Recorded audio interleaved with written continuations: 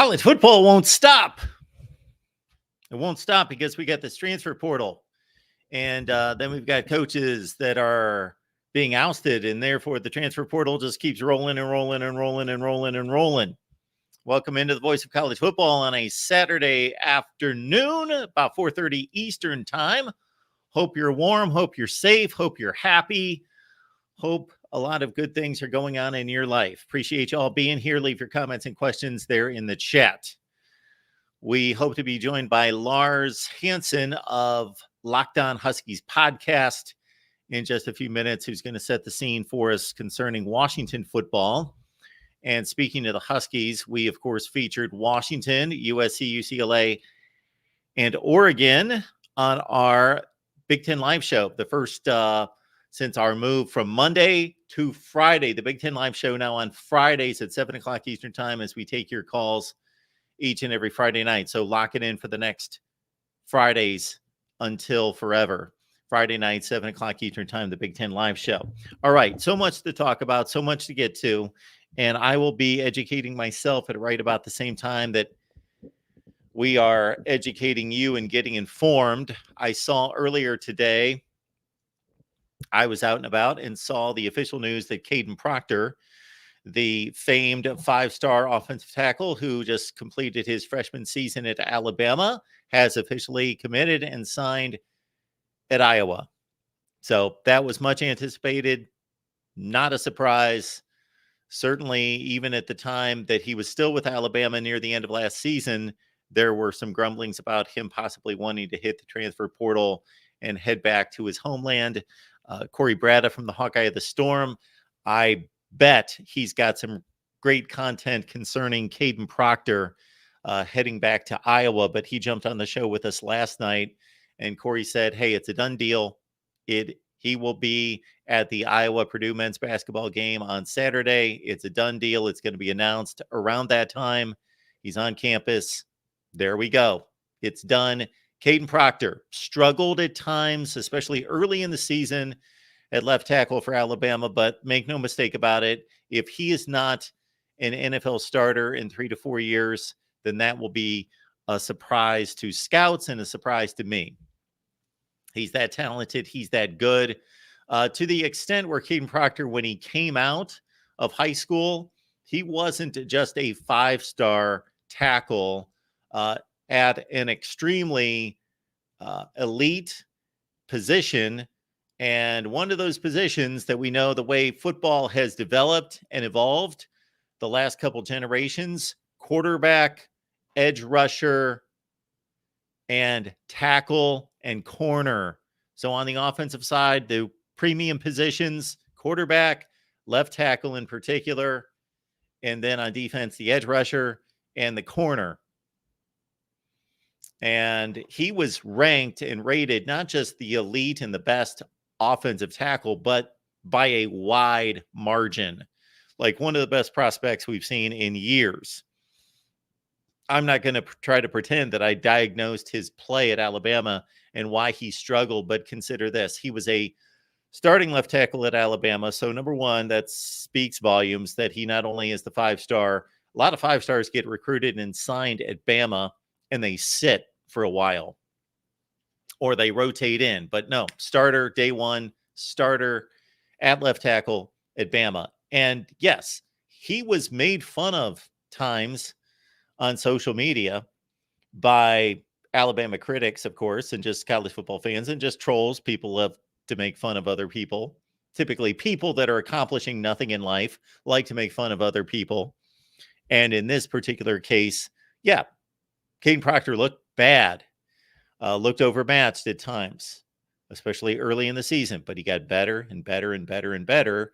And some Michigan fans and others will cite that he did have possibly a rough first half. I'd have to go back and watch the game. A rough first half in the playoff game against the Wolverines. The entire Bama offensive line had issues in that game for most of the game, but especially the first half. The first half, they were just overwhelmed. And then in the second half, well, the second half was different. So we do appreciate you being here at the Voice of College Football. And we wanted to shine a spotlight in particular, as you saw on the title there, shine a light on Alabama and on Washington. And maybe the best way to do that would be to go to the actual transfer portal. So the deal is that there is a transfer portal opening for the particular team that lost a head coach. So we're looking at right now Alabama 30 days after Nick Saban retired. Washington 30 days after Kaden DeBoer left for Alabama. 30 days at Arizona after Jedd Fisch left Arizona to go to Washington.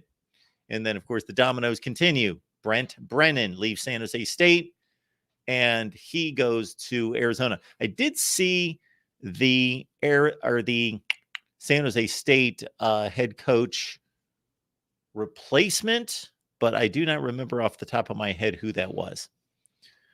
But I don't think we're going to be talking too much San Jose State today or really any time. Sorry, Spartan fans. So let's get into it after we check out your comments. We'll get to your comments. Then we'll check out the transfer portal and we'll run down all these moves. Of course, Ohio State fans are celebrating the big move by Caleb Downs, possibly the best safety in the country, one of the better safeties in the country. And with Caleb Downs and Kaden Proctor both leaving Bama, they were ranked by 247 Sports as not just the currently top-rated transfer portal players, but even counting all the guys that were in the transfer portal when the season ended that committed to other teams, which is just about everyone, that Proctor and Downs here right at the end of the transfer portal, because of the Saban retirement, the two top-rated players are leaving the SEC, Bama in particular, and moving to the Big Ten, and Ohio State with Caleb Downs and Proctor to Iowa.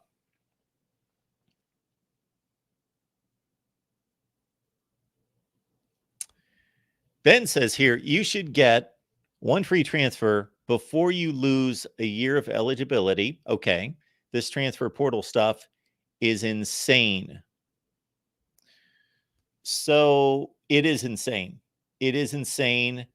And for fans of the game, I don't think any of us enjoy this, like this. I think the news is interesting in the moment. So it's intriguing. It's interesting. Every time I see another player move on and go somewhere else, I find it kind of interesting, but I don't like it for the good of the game. It's not good for the game. Is it good for the athlete? Well, it would appear to be good for the athlete. Freedom of choice is always good. However, freedom placed in the hands of particular people is not necessarily a good thing if they're not capable of making wise decisions. I think that we're going to start to hear stories, and this is going to take some time. This is going to take years, but we're going to start to hear stories of players that made bad decisions, that regretted their decisions, learned from their mistakes, thought better later of making that move, of determining that. So no one line of thought is perfect in this situation, meaning that we can lecture these players on, you need to stay where you are. Don't be a baby. Don't leave. You need to stay where you are. Stick it out. Play behind somebody else. Learn, grow, learn to get along with the situation, learn to tough it out, learn to persevere, learn to do all those things that are all good, really good things. However, in this country, we have freedom of choice. And for some players, there is an opportunity to go elsewhere, and it makes sense. Now, some of the high-end guys that we're talking about, different situation. They can go, they can play anywhere. Quinshon Judkins, Ole Miss to Ohio State, one of the best running backs in the country. All the quarterbacks that we've seen that are landing in new spots, they will be starters. We have seen, I don't know, we can start to run through them. We will at some point. All the quarterbacks that have left and gone to new destinations, they're going to be starters. We're talking about most of the best quarterbacks in college football that are left.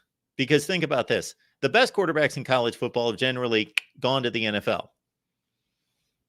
J.J. McCarthy, Drake May, and others. Caleb Williams, Bo Nix, they're going to the NFL. Michael Penix, off to the NFL. The best quarterbacks in college football, by and large, if we listed the 10 or 15 best quarterbacks in college football, almost all of them are going to the NFL. J.J. McCarthy. Out of the rest that are left, Quinn Ewers staying put. Jalen Milroe staying put. Jaden Daniels, another one I didn't mention, off to the NFL. Carson Beck staying put. So, yes, Jordan Travis, of course, moving on to the NFL. But, man, look at all the quarterbacks that have moved on. And it's just insane. We're talking about guys that are some of the more prolific quarterbacks in the history of college football. Dylan Gabriel may finish this season as a top 3 to 4 quarterback in the history of college football when it comes to passing yards, touchdowns, completions, attempts. Will Rogers, the same thing. Insane. Well, let's take a call. We've got our old buddy Joey stopping by. Joey, what's going on? Hi, Mark. I'm hoping you can hear me okay. I'm still a little hoarse. It's good to hear you. Yeah. So I wanted to tell you, Frank Fear, Frank does our show over on the West Virginia channel. Absolutely. So Frank did a statistic. He drew up some graphs and did a statistic on this, that 67% of the people that transfer from Power 5 end up going to a group of 5. And out of that 67%, only like 30% of them even make the field in the group of 5. It was kind of a interesting statistic that he came up with, but he said and went through that and seen 67% people that transfer from a Power 5 school end up settling at a group of 5, and only 30% of them even make the field at group of 5. So I just don't understand these players that are signing up for these teams. They're staying through their freshman year, sometimes their freshman and sophomore year, and then transferring because they're not making the field. They got to realize that for years, a lot of players didn't make the field until their junior, sometimes senior year, and still made it to the NFL. So I can't figure out why they want to transfer so quickly. They come into a Power 5 program, there for a couple of years, and they go to transfer and end up going to Rice or somewhere like that and sitting on the bench there because there's somebody ahead of them that's a little bit better at the time or something. But I thought that was an interesting statistic that he came up with. It is. That. I would love to talk to Frank and find out a little bit more about that statistic. So the first thing that comes to mind is if out of all the Power 5 players that leave, 2/3 of them are going to the group of 5. So what Joey's telling us, everyone, and understand there's about half as many teams, meaning out of all the teams in college football, all the FBS teams, it's almost split evenly between the group of 5 and the Power 5. So you would think Power 5 players would be able to leave and go to Power 5 programs, or at least it would be split. If it was just totally random, the numbers would be 50-50 because there's just about 65 Power 5s and just about 65 group of 5s. But most of these players are having to go down group of 5. But then again, maybe that isn't so surprising since they're leaving their current school because they're determining that they're not getting on the field. So they're going to have to go to a group of 5 to get on the field. Yeah. And I'm also wondering when the NFL is going to say, okay, enough of this. We want some loyalty here in the NFL, and teams stop taking players that are just going to schools for a couple of years and transferring. And I'm just wondering if the NFL's teams are going to start looking at things like that themselves. What does the NFL have to do with it? Well, I mean, because they're going to want commitment to their team as well. And if a player is transferring around, like look at JT Daniels, he's at a sports school, right? Yep. Let's say he would be good enough to play for some pro team. Would they even take him, knowing that he's transferring every year, that he may come there and not be happy at all? So that's my thoughts Yeah. about that. I guess I'm not really understanding. First of all, the NFL doesn't have any jurisdiction over college football. No, So I know that. I'm just wondering, would they stop drafting them? who are they going to draft? They got to draft Well, I somebody. mean, they would draft players that are committed to their programs. Mm, Maybe a player that transferred just once, but there's players that are transferring 2 and 3 times, in uh-huh. JT Daniels' case 4 times. Well, Would I'll they? answer it this way, Joey. I think you're onto something, but I think that that's already going on now. The NFL evaluates everybody that they draft. Basically, they are practically the FBI when it comes to evaluating players and getting into their business and how they conduct themselves and how high a character grade that they give these players and how much of a risk they are. So that could be part of their evaluation, but I don't think they're just going to stop drafting players that have transferred a number of times. Okay, well, maybe not. You may be right But I about think that. that's part of the evaluation. Yes. So follow me here. They're not going to stop drafting players if they're talented players just because they transferred all over the place. But yes, they will be asking the question. I guarantee it. Oh, JT Daniels has been to 4 schools. Why? Why didn't he stay? What about him? What about the situation? Yeah, absolutely. I agree with that. Because to me, it shows that they might have a fear of competition. That Yep. they don't want to compete for the job. They think they deserve it, and you see that a lot out of 5 stars and high 4 star players.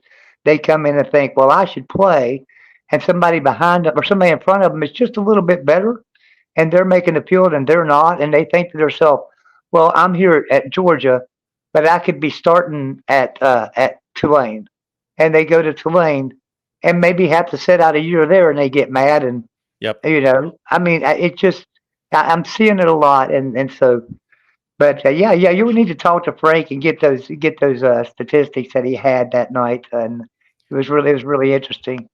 But I'm gonna get off here because I don't want to lose my voice again. It's just now coming back, as you know. So, but thanks for taking my call, Mark, Good to and hear from it's you, great. Joey. It's great to be back with you guys. Absolutely, it is. Thanks for being here. The one and only Joey Foster. Now we got our guest here, Lars Hansen, stopping by from Lockdown Huskies podcast. You can also catch him on UW Fan Nation. Lars, what's going on today? Oh, it's a crazy world of college football that never really seems to end, and it has a calendar, but it's really just a revolving door of 365 different days of the same old thing. Something new every day, though. This is something that you probably thought of way before I did, but I guess it just didn't connect with me until Saban, DeBoer, and on down the line with, oh, well, we got this transfer portal. We got a transfer portal window that ends on a specific date. Oh, there are coaches that are going to be leaving, and then the domino effect. And so that really the transfer portal is just going to continue on and on and on for another 30 or 40 days. Yeah, I mean, it really should because, I mean, the ironic part is it took Alabama falling off or having a coaching change for national media. I'm going to say air quotes national media here to say, hey, wait, now all of a sudden we need this change. It's like, well, this isn't the first program that's gotten the short end of the stick, so to speak. But I mean, you could say the exact same thing about Washington. Now you can say the same thing about Arizona. And I think there is no happy resolution because if the answer is let's just keep the portal open 365 days a year, you can go in whenever you want, you can go out whenever you want. That's terrible. That's not. So how do you create those parameters? You could say, well, hey, maybe don't open it. I almost think it should be kind of like the recruiting window where you can you can recruit high school players right now until the end of the first couple of weeks in February. You're still signing the class. Some programs are still signing class of 2024 players. Why not have it in that sort of window? But then to your, the end of the other point of, well, kids on current teams, maybe they want to see and hold out if they can, kind of make it work under a new staff. And so there's so many different pieces to this puzzle that there is no perfect resolution, but there has to be some form of improvement because this current system is not working. Lars, I'm just going to stay with this line of conversation for one more question, and then I really want to lock in on the Huskies and what's going on there. Ross Bjork just took over the athletic director's role at Ohio State. I was listening to his introductory news conference, and it sounded like he is adamant that he wants to be out in front and highly involved in changing the college football calendar in December.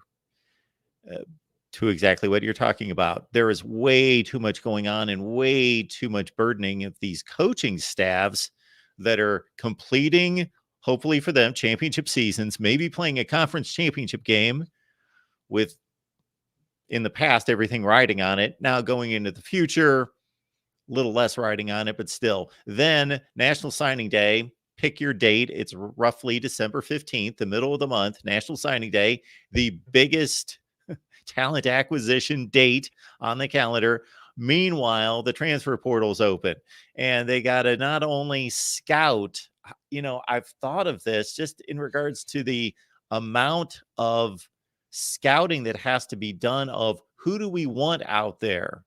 In listening to coaches speak before this transfer portal, they would be asked about different teams across the country, and they would admit, if they were honest, I don't know. I'm so focused on my team and who we're playing the next week. That's all I watch film on. I'm obsessed with my team and our opponents.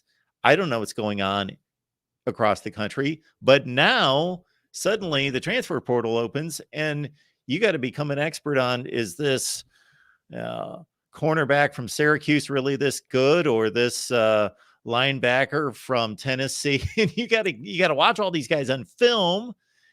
And then on top of all that, oh yeah, you're preparing for maybe a meaningless bowl game, but in the process of the meaningless bowl game, where you don't really want to get embarrassed, even though it's meaningless, then you look really bad when you get embarrassed. You got 15 practices and you want to make good use of those 15. It's just way too much going on.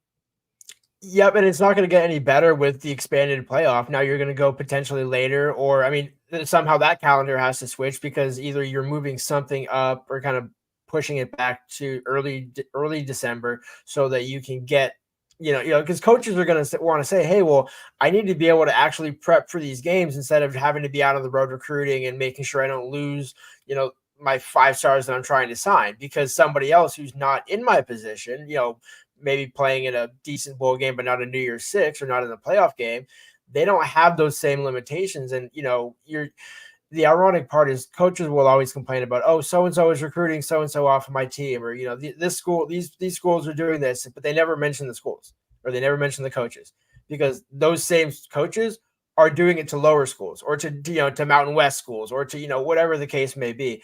And so, this is what happens when you don't have a governing body actually governing. And I will give the NCAA a slight modicum of credit for attempting the facade of making it look like they are by going after Florida and Florida State recently. But the thing with Jade Rashada, I'm not going to go down this rabbit hole, but the thing with Jade Rashada, it's like you could almost make that same case for every single school. Now, the key is, do they sign with that school, or do they go elsewhere like Rashada? But every school does it. So I guess if you're a school that doesn't do it, you're probably looking for a job within the next 12 months. Absolutely, you are. And there are supposed to be guardrails on NIL and the transfer portal. We know that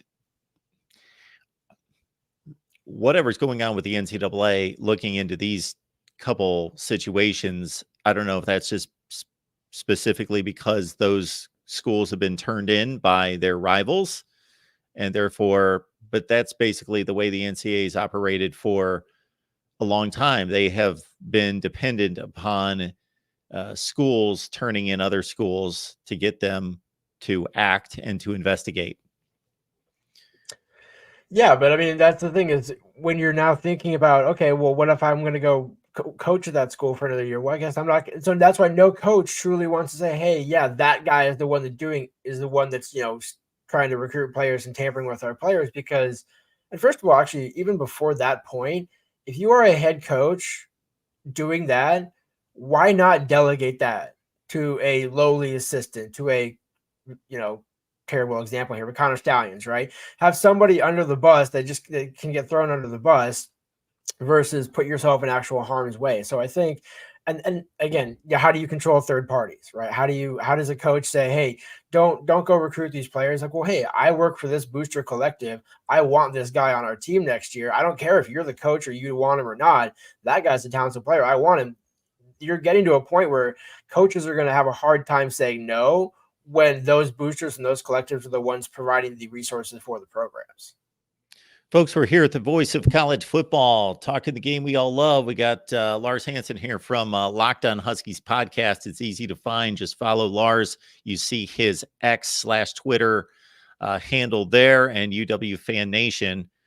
And, of course, support us here at the Voice of College Football. We'll take your calls after we have our conversation with Lars, because I really want to get to the bottom of you came to mind pretty readily when Kalen DeBoer was named the Alabama head coach. And of course, it didn't take a brain surgeon. I was one of many to say Jedd Fisch seems like he is the obvious choice to go from Arizona to Washington. But I want to start with what's currently going on, and then we'll work backwards, because I really want to get your take on what do you think of Jedd Fisch and what he's going to do in Seattle.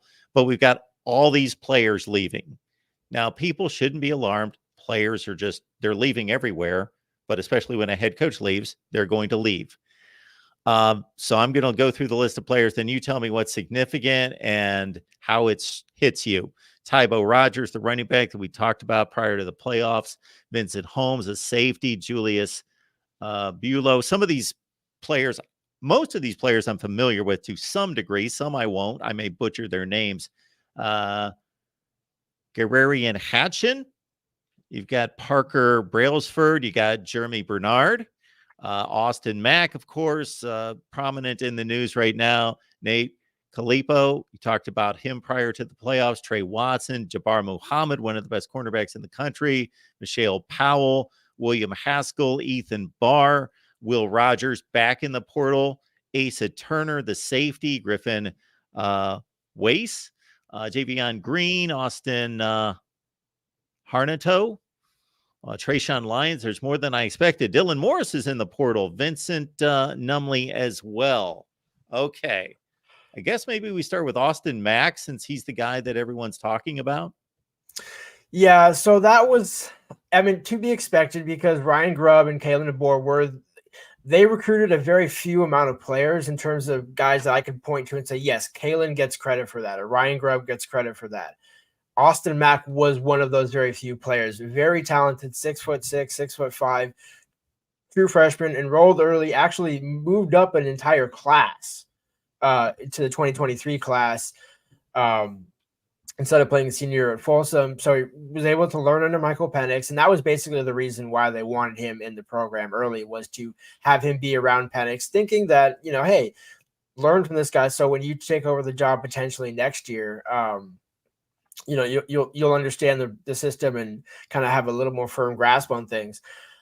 So when obviously DeBoer left and Ryan Grubb, followed suit, it was pretty easy to see that Austin Mack wasn't going to stick around for Jedd Fisch. And I think when you're the caliber of player that Austin Mack is, Alabama, it would have almost been a disservice, or not even a surprise, but I don't know really what the word would be for it, if DeBoer didn't get Austin Mack. Because when I talked with Ryan Grubb last February before he enrolled, but after he signed, he just raved about this kid. Like, hey, this kid's different. I liked Lincoln Kindholtz. I love Lincoln. He's like, I loved what he could have been like for our offense. Obviously went to Ohio State.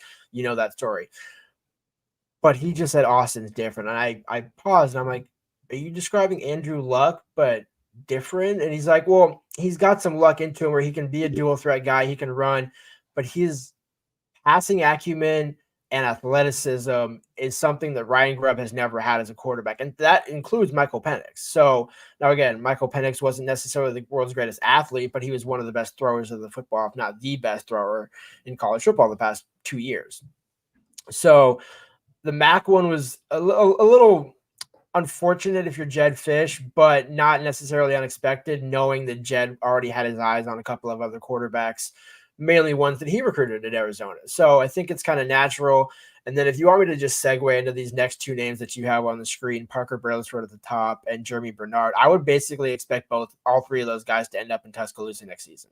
I would be very surprised if Parker Brailsford who did have a good relationship with Jedd Fisch and Brendan Carroll, UW's new head coach and offensive coordinator, when they were at Arizona and he was coming out of Saguaro High School a couple years ago.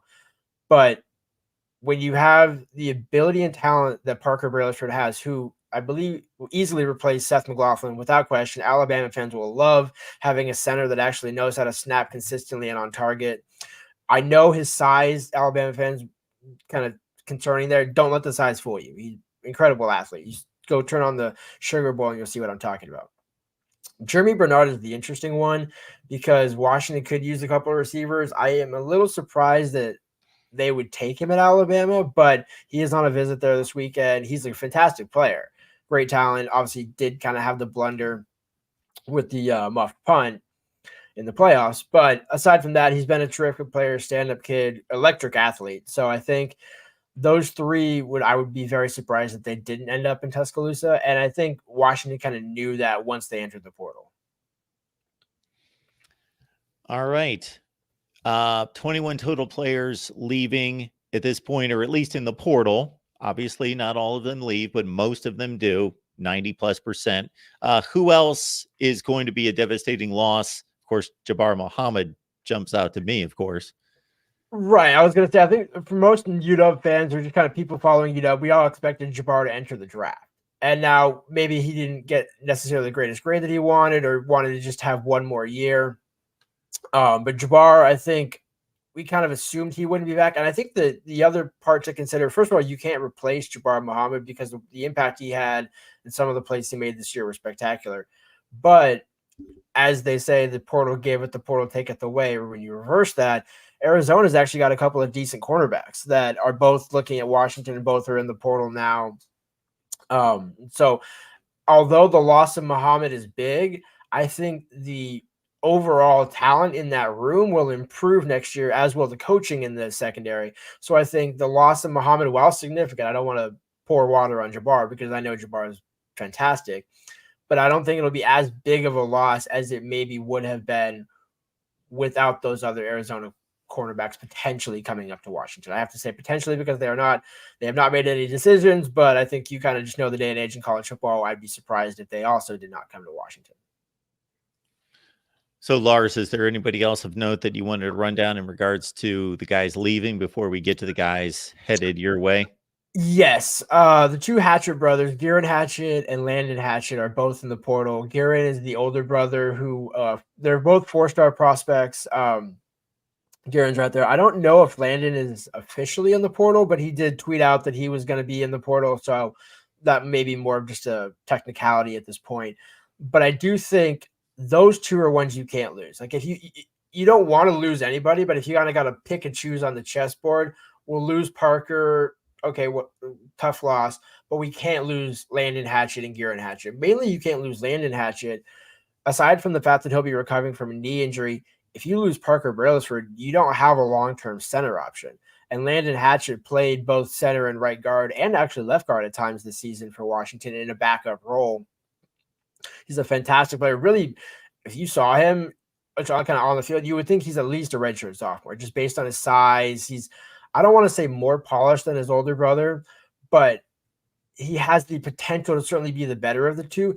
Garen is the key in that he's going to be the veteran that would be coming back. And I think for Washington, when you're replacing your entire starting offensive line next year, you want to have guys with experience, and especially kind of two brothers. It would be hard for they're either both going or they're both staying. I would be surprised if they both go. I think, and the other thing, one last thing to consider about the portal in this respect, there is that April window. So there's no reason to say, okay, I'll stay at Washington now. I'll pull my name out of the portal. We'll go through spring practices. I'll see what it's like to play for Jedd Fisch. And then if it doesn't work out, or maybe we kind of both have a mutual agreement that, you know what, maybe you should go back in the portal. Then it's a different story, because then now you have the access to the entire country when it comes to the portal versus just 3 or 4 rosters, which is the case right now. Lars Hansen's here breaking down Washington football for us. Of course, the Huskies, with so many changes going on, players coming and going, ramped up from the status of most football teams, obviously, because Kaden DeBoer has moved on to the Alabama Crimson Tide. Before we check in on the players, unless are there other players that you wanted to highlight? No. I mean, I will say Buelo and Kalepo. This is not a shot at them. I know maybe people would take it that way, but Washington's offensive line, the struggles were the interior. I said that to you many times throughout this season. They were targeted so much, and I'm not going to get into the PFF grades with them, but the PFF grades validate that. So I think that there's sometimes maybe it's good to just have a new change of scenery. I know Nate Kalepo is looking at Ole Miss, Julius Buelo, former 4-star. I'm sure we'll have some suitors. So I think it might be good for those guys kind of just to find a 1 year happy spot outside of Washington. Before we get to the incoming players and any other possibilities out there, and of course, I want to hear about Jedd Fisch, maybe just to break it up, and just because I am so curious, I want to get to it. Kalen DeBoer, I watched his introductory news conference at Alabama, and the one time he got emotional was when he knew he would get emotional, and he warned everyone, and that was talking about saying goodbye to his football team. So he obviously had people out there might think an easy decision because of the name brand and all that's attached to it. And I think that when push came to shove, he thought, this opportunity doesn't happen to most, or to some of us may just happen once. First question would be so that obviously showed the attachment and everything that UW meant to him. But also, we heard reports of Washington coming pretty hard with doubling the salary, something in that range. How close, or do you think there was a moment of hesitation possibly with Kalen DeBoer? So, and again, this will be a little bit of revisionist history, but so when Troy Gannon was hired, I will answer this question, but just kind of peel back a couple layers here.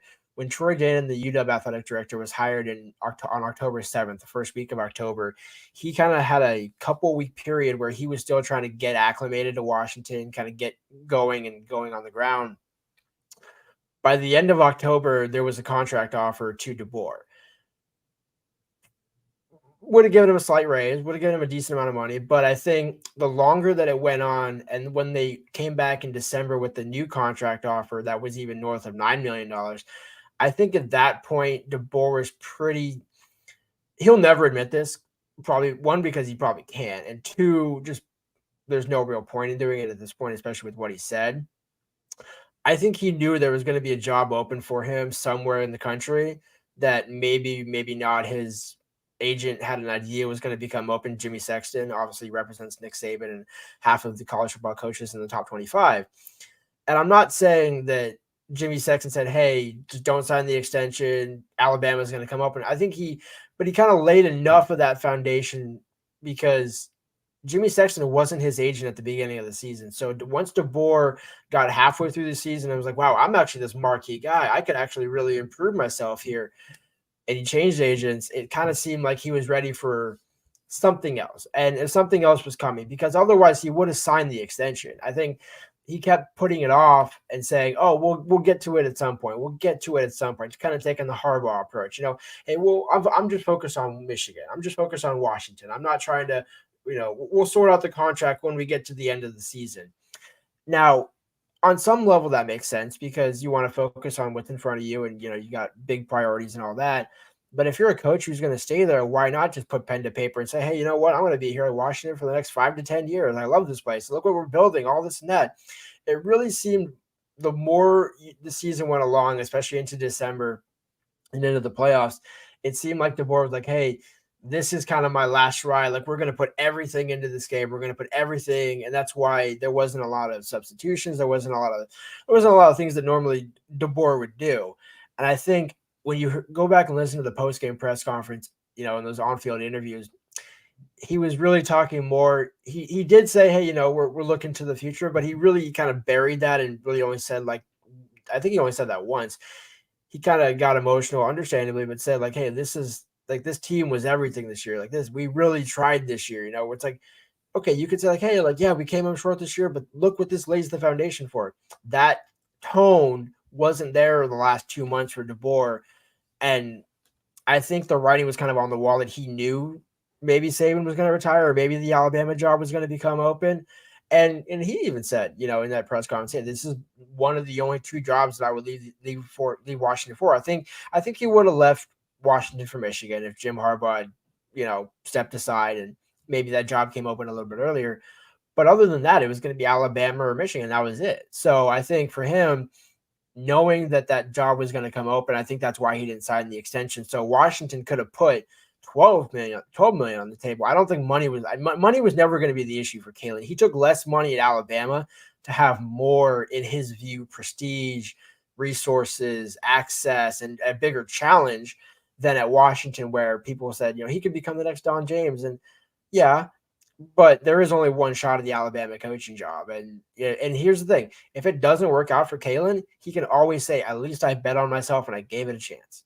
Because if he stays at Washington and he also potentially maybe takes a couple steps back, like if they go 8-4 or 7-5 under Kaden DeBoer next season, now his stock goes down a little bit. So now his stock was never higher, couldn't do anything to make it even higher aside from beating Michigan, which he didn't even have to do to get the Alabama job. So I think he just kind of knew this was going to be his last year, didn't really want to say it. And in fairness to him, no one really thought Saban was going to retire this season or after this season. So the plausible deniability is there, but I think Kaden kind of knew he was not long for Washington. Interesting. Lars Hansen's here breaking down the Huskies for us. Huskies, Locked On Huskies podcast is the destination. Jackson, we appreciate you dropping all of Lars' links there, Twitter, Locked On Huskies, everything else right there in the chat for everyone to make easy access to follow Lars' work. So we'll make that transition from Kaden DeBoer leaving to Jedd Fisch. And were you like as close to 100% sure that it was going to be Jedd Fisch as anybody else? Yeah, I mean, I put out on Twitter or X, whatever you want to call it, that if I'm Troy Dannen, I wouldn't mind making 2 phone calls, which he did. One was to Lance Leipold at Kansas, and the second was to Jedd Fisch at Arizona. Whoever said yes first was getting the job. You're not getting past Jedd Fisch or Leipold. So Jedd Fisch, it became pretty clear, I believe, on Thursday. Troy Dannen and Jedd Fisch had their first meeting. They met again on Saturday, and it was pretty clear at that point that Jedd was going to take the job. Then you get the announcements and everything like that. But I think in the position that Troy Dannen was in, he couldn't have done better. I mean, maybe he could have done better in terms of the buyout, for Jedd Fisch moving forward. But I'll let that go because of how quickly he had to get this hire made, gets a Power 5 head coach. Again, albeit one who's only been there for 3 years, but phenomenal track record in the NFL. Not phenomenal, but a track record in the NFL, to be transparent here, and has coached at Michigan, so he has coached around college football. And I think Jedd kind of got an understandable rap in the beginning of his career as, hey, he's that guy, he's that, East Coast P word, if you want to call it.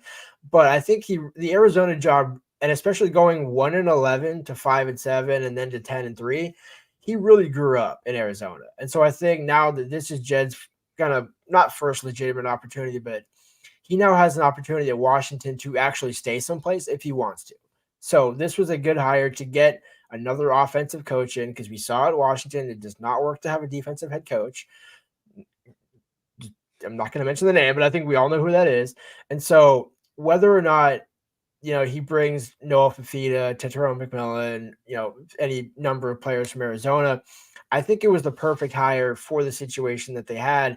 And it didn't cost them any money because they just used half of Alabama's buyout from Kaden DeBoer's contract to pay Jedd Fisch's buyout. So it was a win in that regard financially. And I believe the most important element of this is the fact that Jedd Fisch is known as a recruiter, which Kaden DeBoer was more known as I'm going to get a guy in the portal and try and develop him, but I'm really not a developer year in and year out of high school players. And I think that's the one thing Washington can't afford is, hey, you can't just bank on the portal. You need to be able, especially in the upper left, when you're going into Oregon and a number of schools on the West Coast, you have to be able to be a tireless recruiter. And I think that's the one thing that Jedd is kind of known for. And that's really been the theme of his first week at Washington is, I am going to recruit my backside off. And we've seen that, not just with guys in the portal, but offering guys in the 25 and 26 class. He's really hit the ground running. He's got a great staff together, and most of it came from Arizona. But I think the Jedd Fisch hire, it's cautious optimism because it's not going to be my bar for Jedd Fisch next season is 6-6 because of all the roster turnover and this day and age in college, and you're going to the Big Ten, so you're going to face some stiffer competition than you would have in the Pac-12. So I do think that as long as you can kind of get to a bowl game, reestablish, because he showed you can go 5-7 and then win 10 games the next year. So as long as he's building, I think he'll get that opportunity to build and get the time to build. But if he struggles and doesn't, really get out of the gates going, their schedule sets up perfectly to get out of the gates running. So it's everything is kind of set up for Jedd to have success at Washington. It's just a matter of can he actually finally get those pieces in place. And I think in the next 36 hours, we're going to see a decent amount of people moving from Tucson to Seattle. Lars, from what I've seen online, Husky fans have been pretty gracious, understanding Kalen DeBoer is chasing a dream and going to Tuscaloosa, and there hasn't been the angst over being gilded kind of thing. Now, in terms of Jedd Fisch, you just mentioned a early projection of a 6-6 season after 11-2 and a national championship game appearance the next year from Kalen DeBoer. And that most sports fans aren't necessarily logical about assessing the situation in the context and just saying, Kalen DeBoer did this, Jedd Fisch did this. Do you think that it's set up and Husky fans are going to be kind of cognizant of the situation and understanding of what should be expected? I mean, it's 2024. I'm not sure if we can ever expect anybody to be totally cognizant of certain things. But with that being said, I do expect that Washington fans they will give him a little bit of bereavement. They will give him a little bit of understanding. But at the same point, to your notion of you just played in the national championship game. Yes, Jedd didn't get you there. Granted, Kalen didn't recruit the players that got him there either. So in a way, it's showing what the bar or what the ceiling can be at Washington. Hey, you can get there in a very short amount of time if you do it correctly. But I think the thing that Kalen proved is you can win with somebody else's talent, but can you sustain it? I don't know. So, because the roster that he was going to have coming back was good, but I don't think it would have been a 10-2 roster unless they had a significant amount of portal additions. So for Jedd, it's about, can you just build a foundation that you can sell for 3 years? Say, hey, these are our key players for next year. In 25, we're going to have twice as many key players because those sophomores will develop into juniors, and that's how I want to build my program. Or are you going to try and basically bring all your Arizona players up, max out those guys for 1 or 2 years, and then leave, which is what Kalen DeBoer did for Alabama? A little different circumstance, right? Because Jedd could either go to the NFL or he could potentially go to Florida. I don't think he'll go to Florida with the potential looming sanctions or that comes from anything of the Rashada situation. But I do think the NFL is in play for Jedd Fisch if he has success at Washington. My counter to that, if he has success at Washington that attracts an NFL team, who cares? Kalen DeBoer attracted Alabama. You got a national championship, a Sugar Bowl, and an Alamo Bowl win, and a conference championship. So again, you can hate the transactional nature of what college football has become, which I understand the old kind of guard of college football and saying, hey, I go every Sunday or every Saturday. This is my school for 30 years. And it's like, you could kind of get used to seeing certain people or certain coaches at those schools. And now it's like, well, they're gone every couple of years, even before you're an undergrad and you graduate. So I think if Washington fans can just hold tight and let the man build, I think he's willing to stay at Washington for the long haul. But again, with Jedd, you never can be too sure. And that's not a personal shot. That's just, I think he kind of has the personality to where he's a good charmer, right? He's a good talker. But if something else comes open in 2 years, like if the Rams job comes open in 2 years and he gets a call saying, hey, you want to replace Sean McVay? I don't think he's turning that down, nor should he, right? So, but that also means he had success at Washington. So I think Washington fans understand to a degree the nature of the beast. There are some outliers that are just always going to be crazy and expect the world and expect Washington to get 10 5-stars, which will never happen. But for the most part, I do think the fan base is trepidatious and knowing what's ahead. So, Lars, when we see what's incoming, mostly thanks to Jedd Fisch, what do you like out of this group of 7 players? So the one that I'm really intrigued about is Jeremiah Hunter, because Washington really needs to kind of have that top end receiver, especially if Jeremy Bernard goes elsewhere next year. And you can make the case whether or not Tetairoa McMillan does end up coming, because currently he's not in the portal. And I know Arizona fans are kind of screaming and saying, hey, Jedd Fisch is tampering with our players. But, again, that's, if you can prove it, great. But I don't think, if they're not in the portal, maybe he just say, hey, do you want to stay down there? Do you want to not? If you want to stay down there, cool. I'll go try and find somebody else in April. But I do think there's this number of 7, because Trey Watson obviously is now at Texas A&M. Sebastian Valdez is a key if they can keep him as a defensive lineman from Montana State.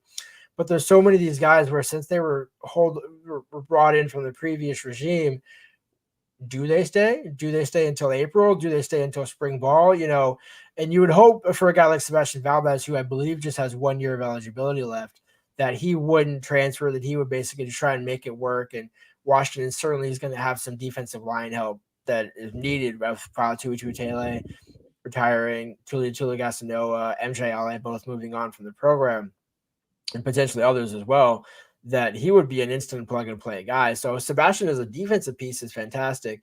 But I do think, Jonah Coleman would be more likely than not to come to Washington. He's on a visit to Washington this weekend. Arizona's leading running back from last season. If he's just Peacock, it's not Peacock, I forgot the name of the cornerback, but both of Arizona's starting cornerbacks are looking at Washington as well. One's on a visit to Washington this weekend. So I think that this number of 7, Drew Azzopardi, actually, thank you for bringing that up, because Drew Azzopardi is the other kind of key cog in this situation, because, as I mentioned earlier, you're replacing 5 starters along your offensive line. Getting a true talented guy with experience that is going to be able to play multiple years potentially in your system. Drew Azzopardi was going to be the replacement for Roger Rosengarten at right tackle. He now seemingly can slide over and play left tackle. So I think bringing in Brendan Carroll as a offensive line coach and offensive coordinator, that those are going to be the guys that you want to keep, because if you're now having to replace multiple offensive linemen with mostly portal guys and you have no relationship with them, then that's where the offense and the installation of your system kind of gets a little wonky in spring practices. And that's something Jedd Fisch can't have. He's going to be limited in his bodies in spring practices. So the guys that he does have, he's going to need to keep. BJ Green, I do believe, is probably not going to end up at Washington, because he is on a visit to Ole Miss at this point in time. And he also had a class that he needed to take. And so I think, again, you could circle the wagons, right? But he doesn't have really a true connection with this staff. Ethan Barr is now at UCF, transferred after coming from Vanderbilt.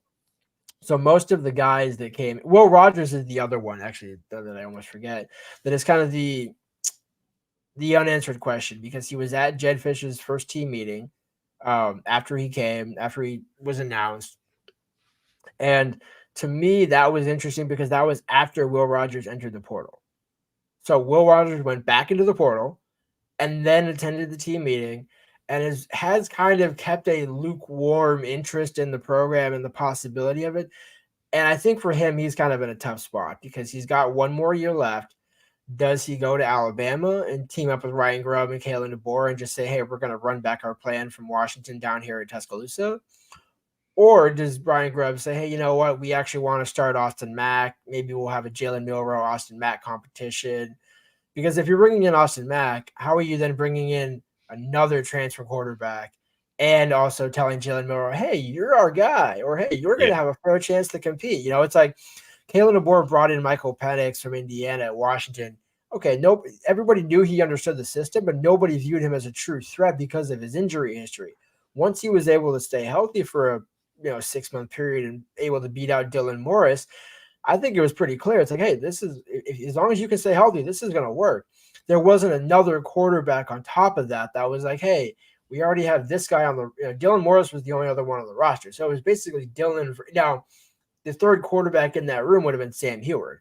But Sam Heward was nowhere near what his high school rating projected, and also where Michael Penix and Dylan Morris were at their point in their careers last 2 springs ago. So I'd be a little surprised. I thought initially that Will Rogers would join Grubb and DeBoer at Alabama, but the more you kind of think about it, the more it makes sense for him either to stay at Washington and try and play in a, again, passing offense with Jedd Fisch, and he'll have some decent running backs, so he'll be able to, make it work up here.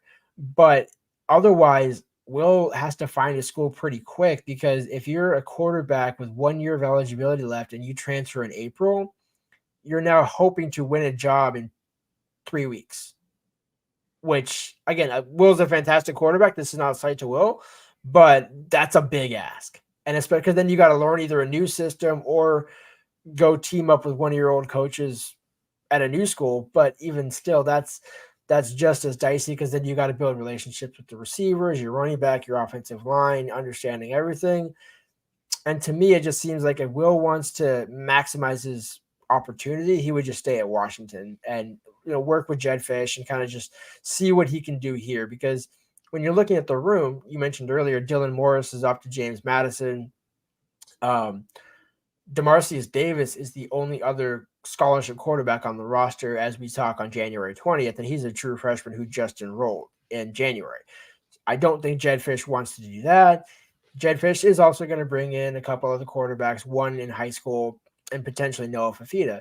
So if he's not able to get Noah Fafita, he can bring in another high school quarterback, Desmond Williams, give Will Rogers the job as the first year starter, the last guy, kind of be the bridge gap, and then have a true competition next spring between Davis and Williams to sort out the future of the program. And I'm sure he'd bring in another transfer quarterback as a stopgap mid-year with a couple of years of eligibility left, just so Rogers and Davis aren't the only 2 quarterbacks on the roster come spring ball. But that's kind of the enigma situation, where if they can get Will Rogers and get an established quarterback, now you're off and running. Otherwise, now you're kind of playing from behind. And that's where there's an unanswered question, at least at this point, which will probably be answered by next Friday. But if they're able to keep Will Rogers, if they don't get Noah Fafita, that will be key. Now, if they get Noah Fafita, then it's a wrap, and Will can go do what he wants to do. And to your previous point about Will Rogers and just about quarterbacks in his situation, which is a tough one, as you outlined, wanting to reattach and reengage with former coach. Unfortunately for him, God rest in peace, Mike Leach, the guy that made him and crafted an offense, or didn't craft an offense for Will Rogers, of course, but brought an offense that was perfect for his skill set and produced all those prolific numbers. Of course, that is not possible. So yeah, he's in a tough spot. Yeah, and again, even because I don't even know who Mississippi State's offensive coordinator was last season, but even still, he only played 6 games. So I think it at least shows that he seems to have a liking to Jedd Fisch, where he's able, and again, that's why you hire an offensive coach to replace an offensive coach, where you make the transition a little more seamless. The program is kind of understood, hey, we need to get the defense a little bit better, but going from offensive mind to offensive mind, Will Rogers can say, okay, maybe it's a little different system, maybe it's different verbiage. But if you look at the development of quarterbacks, Jedd Fisch developed Noah Fafita pretty well. Jayden de Laura, not so much, but I wasn't really high on Jayden de Laura to begin with. So, I think Jedd Fisch would at least, it would be worth it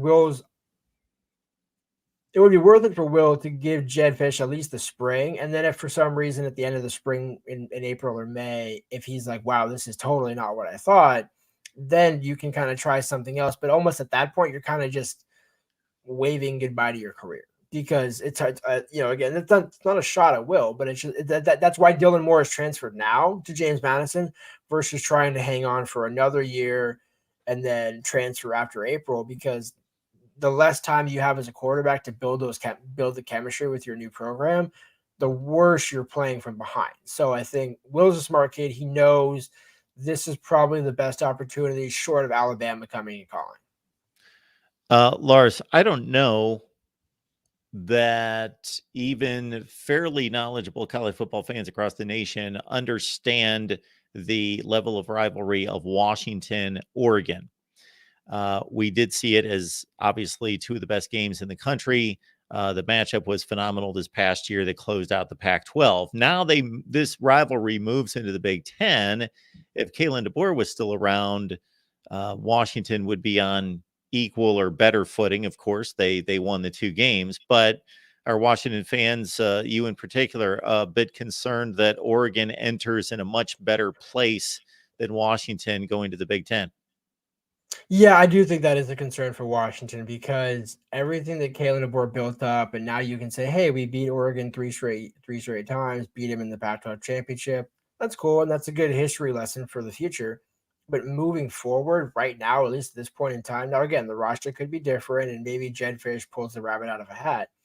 But I do think, without question, Dan Lanning has more going into the Big Ten with Oregon than Jedd Fisch does with Washington. Now it'll be curious to see, can all those resources that Dan Lanning has in Oregon and all that he's built up there, can he not let coaching get in the way of that?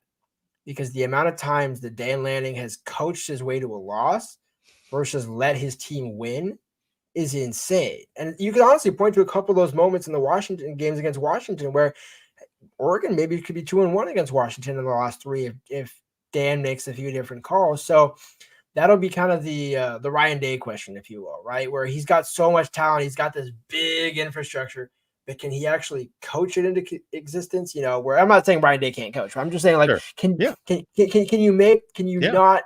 you not make those coaching blunders? And that's the one thing that Kalen DeBoer never did. Never really had a coaching blunder with every single thing he hit on. So I completely agree that Oregon and Lanning go into the Big Ten in much better shape.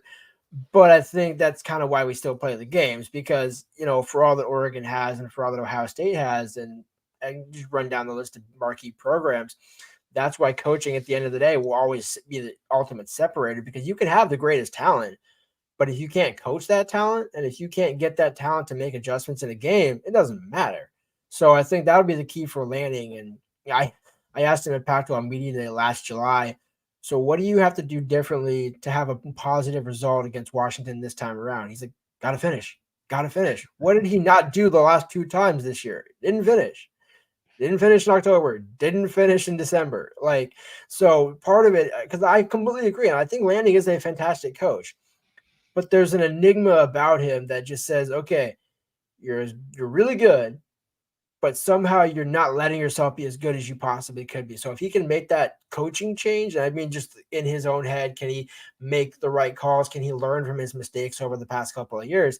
He will absolutely be able to capitalize on his position in the Big Ten. But that's where Jedd Fisch says, hey, not so fast. I'm the offensive guy here. See if you can defend this. I like the Day Lanning parallel. And folks, we'll get to it. I know you're all in the chat about this. We will take your calls and get to it. But yeah, we know that they're both good. They got the job because they're good, and then they've both proven, Day even more so, that they're good in the job. But the job, especially at Ohio State, but even at Oregon, demands great. And can you be great? Well, they haven't been great yet. So, and sometimes, especially looking at the Lanning decisions in Seattle in particular in the first game, it's not always about making the great decision. It's almost like, what is a quarterback instructed to do at the line of scrimmage? He's instructed to get out of a bad play. But if he's in a good play, he doesn't gamble that there's going to be miscommunication because he sees the possibility of a great play. We got a good play against the defense, just run it. But if you got a bad play, get out of the bad play. And in coaching, sometimes it's not that you got to make some remarkable play call or anything. Just don't mess up.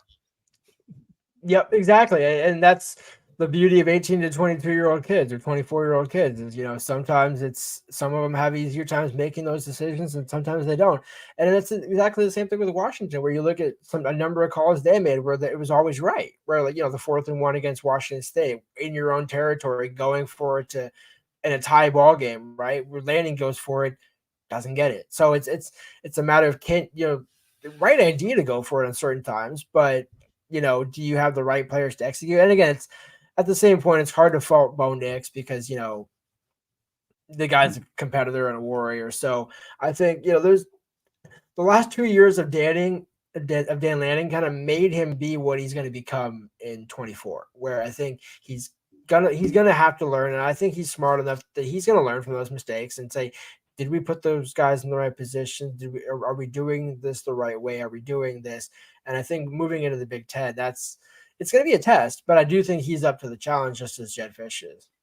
I don't know if they're playing this year. I don't believe they are, but it will be the ultimate test in terms of coaching differences to see Dan Lanning on one sideline and Kirk Ferentz on the other, because either Lanning's team will probably beat them into submission, or if otherwise, because Ferentz, he doesn't blink, he doesn't budge. They know who they are and what they're doing, and he may get Lanning into the kind of game that Dan Lanning can't stand, and will lose patience and go for it on fourth down every time they get and just play into Kirk Ferentz's hands. I don't know. That'll be fascinating to see. But again, I don't believe they match up this year. But no, Washington plays Iowa. Yeah. So I think Oregon plays Iowa in 25. Yeah. Lars Hansen, Locked On Huskies podcast. And again, it's all there on the screen for you at Lars Hansen. Easy to find at UW Fan Nation. And again, the Locked On Huskies podcast. Lars, thanks for answering the call. Appreciate you being here. I wanted to get a full rundown on all that's going on at UW, and you certainly delivered.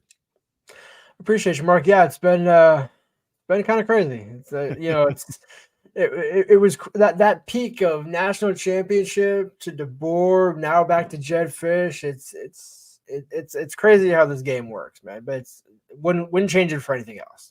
Absolutely. Lars, we appreciate it. Have a great rest of your weekend. You too, Mark. Always got to be with you. Lars Hansen does a great job. We appreciate him being here. I get him on here as much as possible, as you can see. And especially with all that's going on with Washington, what a great season they had under Kaden DeBoer. But this is another aspect of college football. We'll get to the calls in 2 seconds, because I have some things to say about Ohio State and Michigan with all the war that's been waging on social media. I also have this to say about the transfer portal and another way in which it has changed, and possibly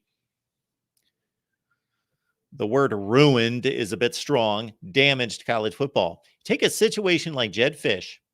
He came to Arizona and he cleaned up the mess, mostly left by Kevin Sumlin. Some of that, the residue of a Rich Rodriguez running amok off the field more so, and really not upgrading the program. Kevin Sumlin was a disaster, and the roster was awful, and Jedd Fisch does a remarkable job. Does as good a job as you could ever imagine. Lifts this program to its best AP finish since 1998. They go 10-3. They win the Alamo Bowl. They got it rolling. Okay. In past years, pre-transfer portal, a coach who lifted a horrendous program to, well, he got him to mediocrity in 1 year. Then he got him to really good. Sure, players could transfer, but they generally, if you look at the course of college football, when big-time coaches have left programs, most of the players just stayed at the program. They stayed. Coach left, they still stayed there. And so a coach's impact, even though he left after 2 or 3 years, if he did a really good job and upgraded the talent, upgraded the roster, changed the culture, taught these players how to win, all that, much of that stayed even when he left. Now, it was up to the administration and the athletic director to hire another really good coach to carry that through. But that coach left the program in much better condition than when he arrived. In this situation and in today's world, look at Kaden DeBoer at Washington after 2 years. Jedd Fisch after just 3 years at Arizona. Did they leave an impact? Of course they did. It's minuscule, though, compared to what it would have been pre-transfer portal. And the transfer portal has existed for a long time, meaning the current use of the transfer portal. The players all leave. And so the programs yes, it's better than what Jedd Fisch inherited, but it's more damaged in this day and age. All right. Appreciate you being here. The Voice of College Football. The Amazon links in the description section of all the videos. All the videos, the Amazon links in the description section. You shop on Amazon, use our link. Doesn't cost you a penny, and it's the same shopping experience. No reason not to use the Amazon link. We appreciate it. We got Jackson showing up to talk some college football tonight. How's it going, Mark? I'm good, Jackson. What's good with you? It's going very well. Just keeping up with some college football right here, and also watching the AFC divisional playoff game on my iPad. That's so right. Just keeping Actually myself forgot pretty about that. busy. And there's a story that I think you're going to be very happy to hear about Arizona, Okay. especially with Noah Fafita. He is staying and returning to run it back for 2024, Okay. especially in the new season of the Big 12. I found this from On3. He and McMillan are returning. This is from Griffin McVeigh, Yeah. I believe. Okay. So this is a big win for the Wildcats, especially as they enter into, yeah, especially since they are going into Big 12 territory, and when they go up against Kansas State and Central Florida, Houston, Texas Tech, and Arizona State, it's going to be a great first year for Brent Brennan as he has Fafita returning. Yeah, he's a happy guy right now, no doubt. That's the best news that he could have received right there. And maybe I'm sure he had something to do with that. I'm sure he had a discussion with Noah Fafita. So congratulations to Brent Brennan, because you're not only fortunate, that's your first big win, because I'm sure he had a lot to do with it. Had a conversation with him, talked about his vision for the program, what he's going to do, how they're going to work the offense, all those things to make him feel better about going forward with Brent Brennan. Yeah, it's going to be, I'm curious to see what goes on next, but Will Rogers, I'm curious to see what's going to happen with him. I mean, I don't know where he's going. Yeah, we just talked to Lars about it. So anybody wants to hear about Will Rogers, and we gave that a good 10 minutes. So I don't know. Yeah, it's going to be fun, because it was like he stayed 1 week at Washington, and now he's just, I'm out. I guess you're going Tuscaloosa or something. Where are you going exactly? He's out because the head coach is out. Yeah. So it's gonna be curious to see where he goes. Based on what I see out of these quarterback rooms, I would stay put. Now we just hear Noah Fafita staying at Arizona, and Alabama's got Austin Mack and Jalen Milroe. Yeah, if I'm Will Rogers, again, he knows more about his situation than I do, but just on the surface, it looks like he needs to stay in Seattle. Yeah. I mean, that would be the best place right now. I mean, maybe he needs to stay. I just be like, I just realized I always loved Seattle. Yeah. I guess he realizes the grass is greener than on the other side. That would be nice if he did. But it's going to be interesting to see what goes on for the next couple weeks. I know that the ACC is going to be announcing the full schedule for 2024 on Wednesday. Okay. The week one schedule is going to be announced on Monday on ACC PM on the ACC network. So that's going to be interesting to see what goes on. Jackson, you're helping me out. What's that? I was just saying you're helping me out here. What you said 8 p.m. on Monday?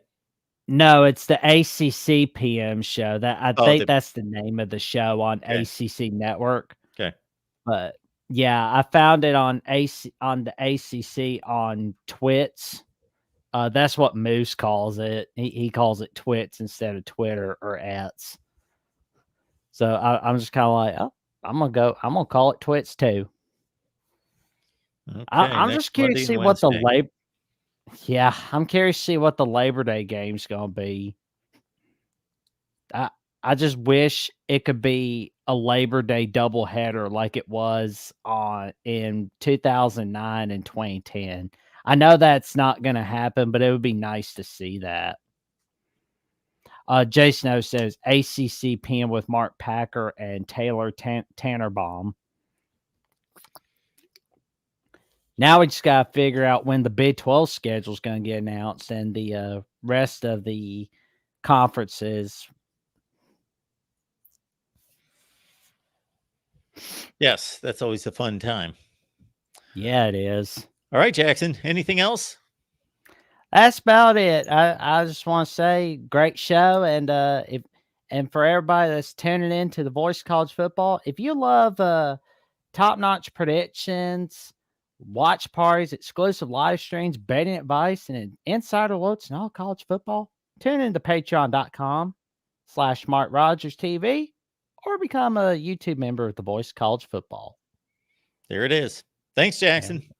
Thank you for having me on, Mark. Stay safe, stay warm, and do not go outside with a bunch of ice, because I'll tell you right now, that hurts. There it is. Okay. So please call the show. The link's in the chat. We've got no calls right now. So it's time for me to talk, I guess. So I sometimes find it amusing. Sometimes I find it irritating. I often find it just like most posts on social media to be that are of the opinion route, the opinion variety. Most posts on social media to be completely unfounded or to be sketchy. And so I'm seeing all over the place. You've got Michigan fans attacking Ohio State's advances in the transfer portal. And Ohio State fans, of course, attacking Michigan fans to a certain extent to say, hey, you're just mad because we're just going to pass you on by it again. Okay. I actually commented to a post that an Ohio State fan put on Facebook. So one of the drawbacks to what I do, and this light is way too, we had a light issue here the other night that I've yet to correct. So our lighting has been pretty bad, but it doesn't have to be glowing in my face. So one of the drawbacks in doing what I'm doing is that I'm on social media looking at what is about 97.4% garbage, something like that. Maybe not quite that high. Maybe it's 95.6, something like that. And so I, in particular, to better promote the shows, I've joined about 40 or 50 Facebook groups. Fortunately, I've joined these on my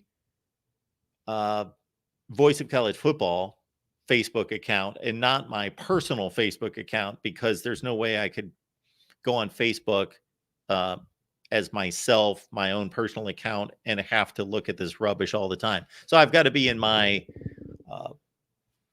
Facebook account from the Voice of College Football to see all these 40 or 50 groups that I've joined. And I have no interest in joining these groups. I have no interest in reading what they have to say, because again, almost all of it is just complete nonsense, garbage, a bunch of people that don't know anything. So, but the reason I'm belonging to all these groups is because I want to promote the show. So I belong to about 4 or 5 Michigan Facebook groups, and 4 or 5 Ohio State, and 4 or 5 Miami, and 4 and 5 Iowa, etc. And then I will post and let them know that we've got shows. So I see an Ohio State fan who posted one of my favorite terms of modern day social media presence is the term facts. People state opinion, and then they're trying to convince us of its relevancy by stating facts. And people in our generation, I guess I got to include myself in this generation. I don't know which generation I'm from. I guess most people identify their generation as to when they're like in high school. So I'm obviously not part of this generation. But I'm still here and breathing and alive and doing well. So I'm here to take it in. And what I find funny is that so this particular Ohio State fan was spewing on about how great Ohio State's moves are, which they seem to be formidable. That's for sure. They're all good moves. I approve of all of them. But that Michigan was scared in 2020 to play Ohio State, and that Michigan, of course, cheated, and Michigan, all the reasons why Ohio State lost the last 3 years. And then now it's facts that Ohio State is once again going to take over this rivalry. Okay. Well, first of all, I had to inform the individual.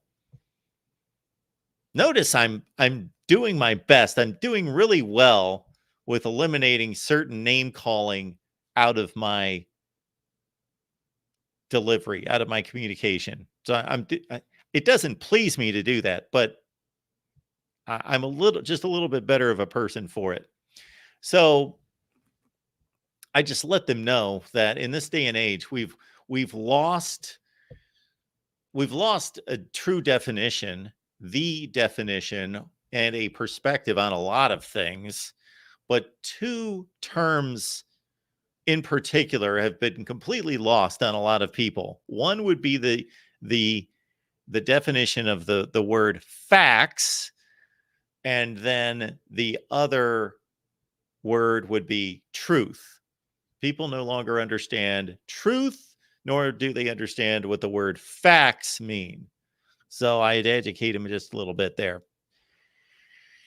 And then that then typically spurs on some kind of GIF that's supposed to embarrass, in this case, me, which is obviously anybody can throw up a GIF. And there you go. It goes on from there. So that was just a little microcosm into some of the delusional Ohio State fans that are out there, which there are many, just like every other fan base. And if I would see another 10 or 15 or 20 of these, then I would have to go into my bag of labels, and I would have to.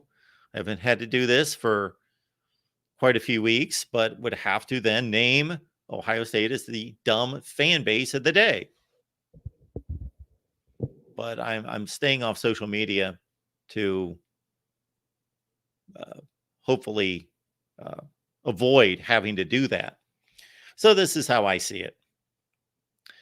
So on the other side, during our Big Ten Live show last night, I showed where Blue by 90 sent out a post that I thought was assuming a lot concerning Ohio State's pursuit of transfer portal players, making a lot of assumptions about how that's not going to work, and that their aim is just they're so incensed with losing to Michigan that they're just throwing money at the problem. Okay. Part of that might be true, but a lot of it is very flawed in that thinking for a number of reasons. So we're not talking about a program in Ohio State that has been some fledgling program just trying to make it, or has been a program, let's say like Miami or Texas prior to this past season, that has money, resources, and all things going for it, but can't get out of its own way and win. So we're talking about a football program that pre-transfer portal and NIL was doing just fine. And so in the previous world was doing just fine. In the time that we've experienced now, 2, 3, 4 years of the transfer portal era, again, doing just fine, but Michigan has done better. So Ohio State doesn't need to, everyone needs to invest money. So let's start there. Every school that has hopes of winning championships needs to spend money on players. That's all there is to it. Now, we have discussions and arguments at times about the nuance of that and what that looks like, that it maybe is a little bit more digestible to some fans to think that their team is attracting talent the old-fashioned way, the conventional way, by just displaying how good the football program is and by building relationships and showing off the school and all those things, and then bringing the talent in. And then they're securing those players, keeping them on the roster with financial payments, with NIL that they've earned because they have played well at the school. And that's the way it's been conducted. So that's a little more palatable for a lot of fans.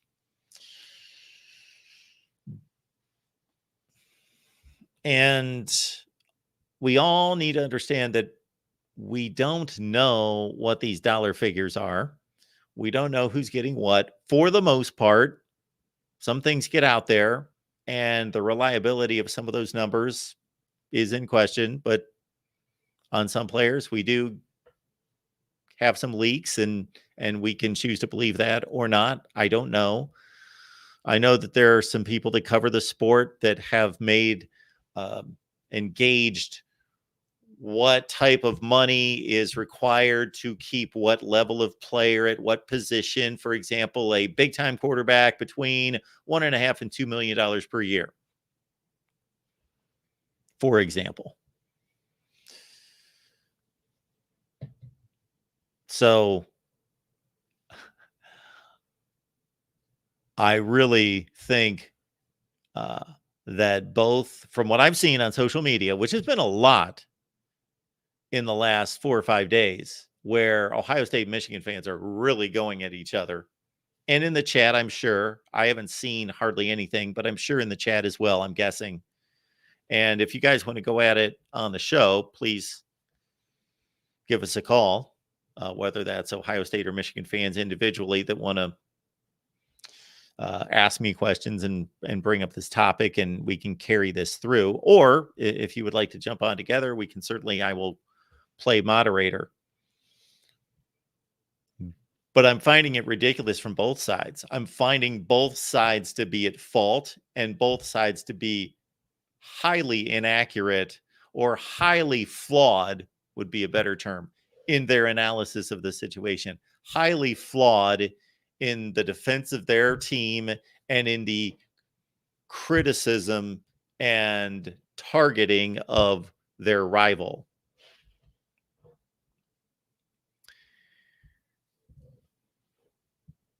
Michigan fans, on the other hand, are defending their culture.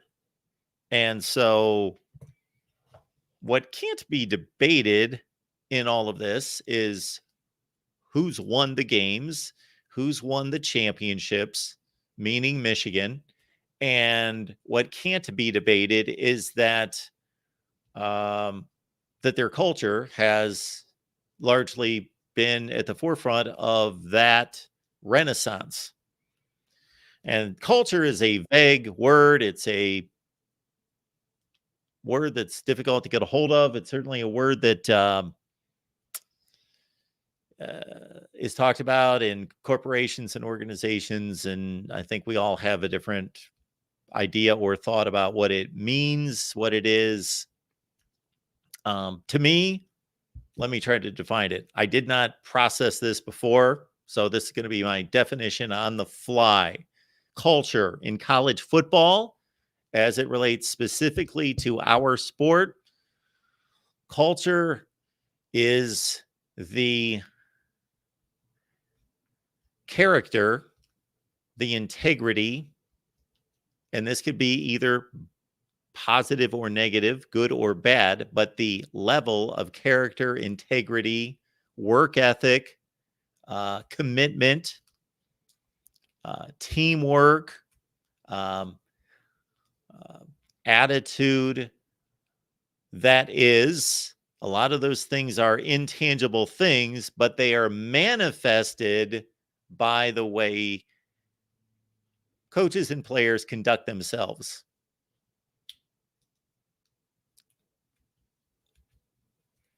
And Michigan has every right and reason to say that they have mastered culture over the last 3 years. Absolutely. I would not argue that for two different reasons. Number one, I've got nothing to argue against it. And number two, even if I did, it would be foolish to, because I would be grasping at straws or speculating. All right. However, Michigan fans, if they're going to be fair, shouldn't really attack Ohio State's culture, because nothing's proven to be wrong with Ohio State's culture. We just know that Michigan's culture is in a good place. That doesn't mean Ohio State's culture is in a bad place.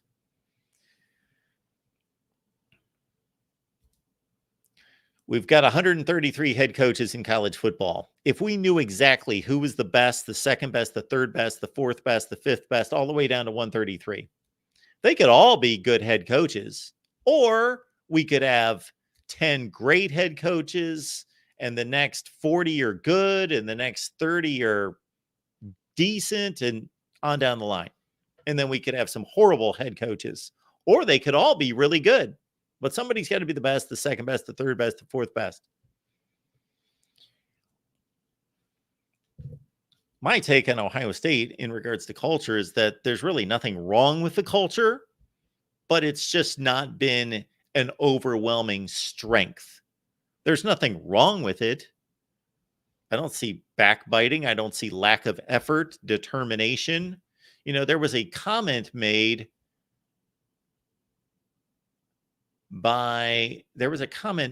where did I see this? It was related to something Ohio State in the last few days. It could have been at Ross Bjork's news conference, or it could have been somewhere else, where there was a question made or a comment made by someone. And I got to say that outside of watching Tony Gerdeman, Tom Orr, and Kevin Noon on their podcast last night when the Caleb Downs news broke, which I thought, do I want to go back on now and do another? No, I'll just listen to these guys, see what they have to say. We just did a Big Ten live show. We're fine. And it might have been on there somewhere, or it might have been part of this Ross Bjork news conference, where sometimes fans are under the guides that they care more than the people actually working. Now, I do agree with, or believe this to be true, that there are fans, pick your team, we're talking Ohio State right now, that are Ohio State fans that care more about Ohio State football than pick a number of players on the roster that grew up in Georgia or California or Florida. Yes, they have cared their entire lives about Ohio State football, and their house is adorned with Ohio State memorabilia, and they've gone to 57 different games over the last 10 years and all of that. And this player could care less about Ohio State. Then they were recruited and signed, and now they are getting ingrained in the culture. They like their teammates. They're playing. Absolutely. There's a difference there. However, these coaches, let's start with the coaches, they're professionals. They are working a ridiculous amount of time and a number of hours each week pouring themselves into this. No fan truly cares about it more than the coaches themselves. Just because any coach that you criticize doesn't act like a fool when they lose, and they're not up there bawling and sobbing and crying or slamming their fist or screaming at refs, that to me, to some fans, seems to be the gauge of caring.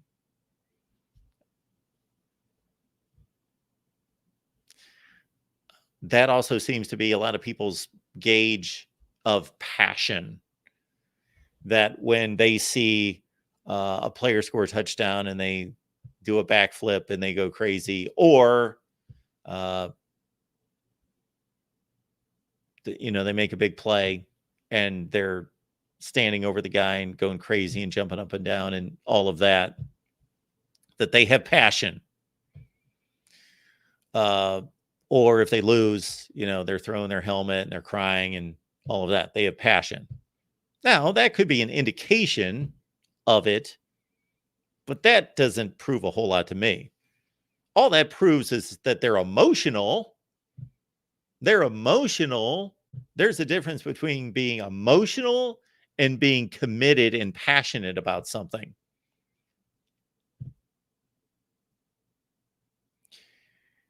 The player that does all those things after a good play, bad play, win or loss, are they truly the passionate players? Or is it the player that watches extra game film, lifts weights when the team doesn't require it, helps out a teammate to learn a portion of the playbook or a new defensive scheme, shows up at practice early, shows at team meetings early, participates, doesn't fall asleep? That is true passion and commitment to somebody's occupation, let's say. So I have seen all sorts of Ohio State and Michigan posts about this very matter, because Michigan is the champion, 3-time Big Ten champion, and the national champion. And I'm going to break myself of the habit of saying defending national champion. They're not defending anything. They won't be next year. They're not the defending national champions. They are just the national champion. And then all these teams are going to be playing for a new national championship next year. Michigan will not lose its 2023 national championship unless other things come into play. But they will not lose their 2023 national championship. Even if they go 0-12, they're still the national champion of 2023. So they're not defending. It's not a heavyweight belt. But also that Ohio State is buying a national championship, or that they're investing money in NIL, just like every other program in the country, all of them. But certainly the contending teams, yes, they're doing the same thing that everyone else is. And they are also coming from a place where they've proven to build an elite program through high school recruiting. So yes, they've added a few pieces here and there. They've added a quarterback, a running back, a safety, an offensive lineman. That those 4 guys should all start and be major impact players. But and Ohio State's done a remarkable job in recruiting again this cycle.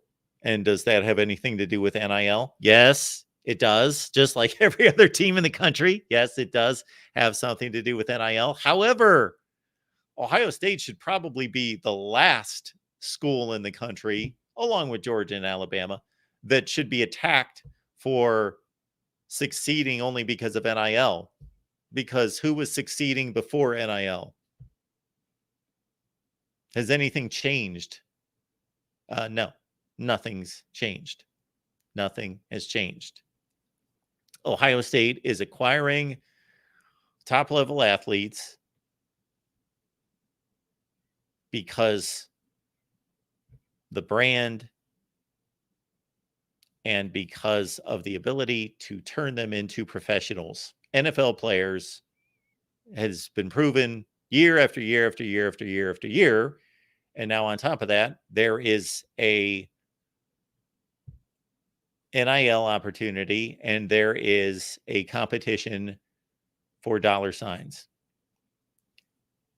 And we can all conjecture all night as to how much of a factor that is. And you know what the answer is? The answer is it's all over the place. That's the answer. I guarantee you. There, with everything that I've just stated, it's all logical, but I can't guarantee any of it. But that's one of the things I can guarantee is that it's all over the place, meaning this player over here signed with this school because they offered him one more penny than that school. And that's all he cared about. I made one more penny here than over there. I'm going to the highest bidder. That's it. That's my determination. Now, how many percentage of athletes are making that decision? I don't know.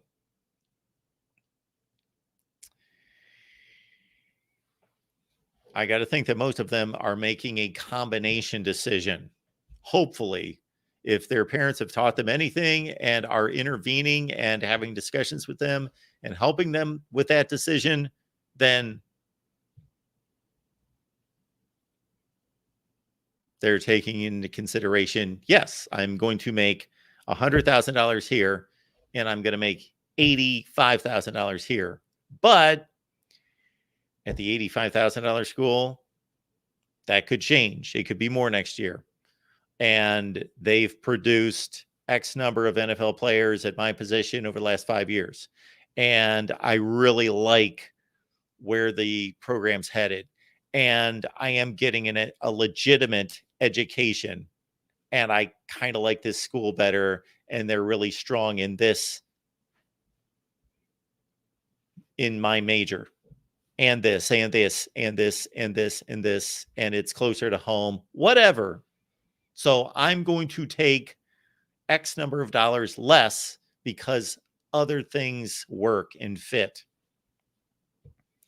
But again, to the player who just takes the dollar sign to the dollar, and that's the end of the decision, ask yourself, have you taken jobs where you just simply made the most money and you made $1 more here than there, so you took that job? And there is nothing wrong with that. Is it really the college football world that I love and grew up in? Nope, it's not.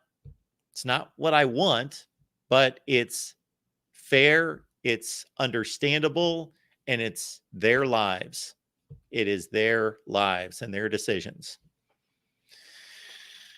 All right, folks. We do appreciate everyone being here at the Voice of College Football. And I do believe, based on a few quick glances in the chat, that I did miss a few little Ohio State-Michigan debates that I was curious about, but that's okay. Nobody called the show. So we do have, man, I don't have my contacts in, and I don't know where my glasses are. We got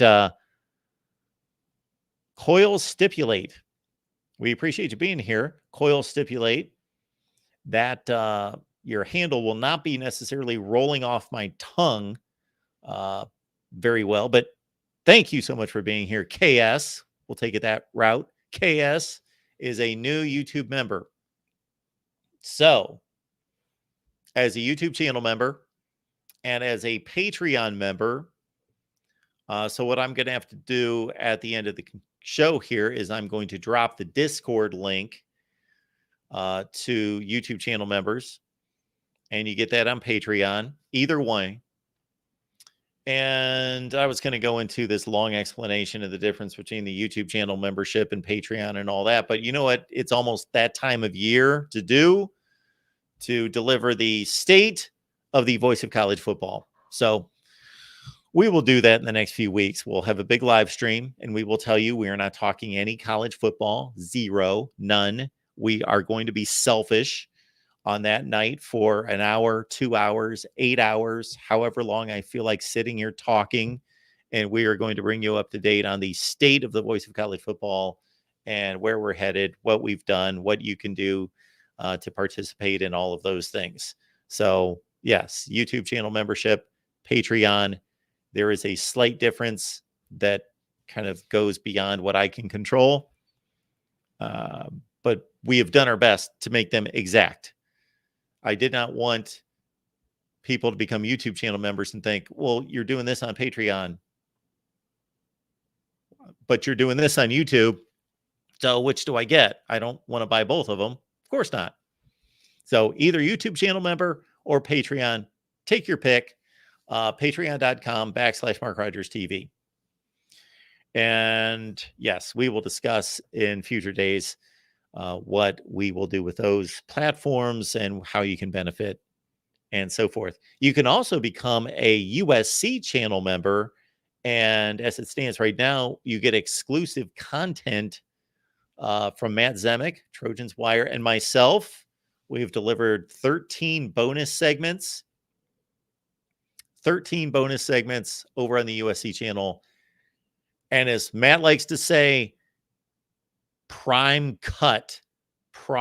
choice cut segments.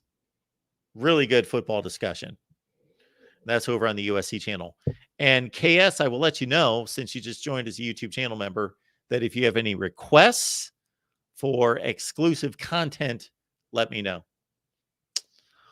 All right. Our last breaking news here in the transfer portal is that Rodney Hill, running back at Florida State, highly coveted coming out of high school, and he's had some spot duty. He's done pretty well, but he's not been the guy or even the second guy.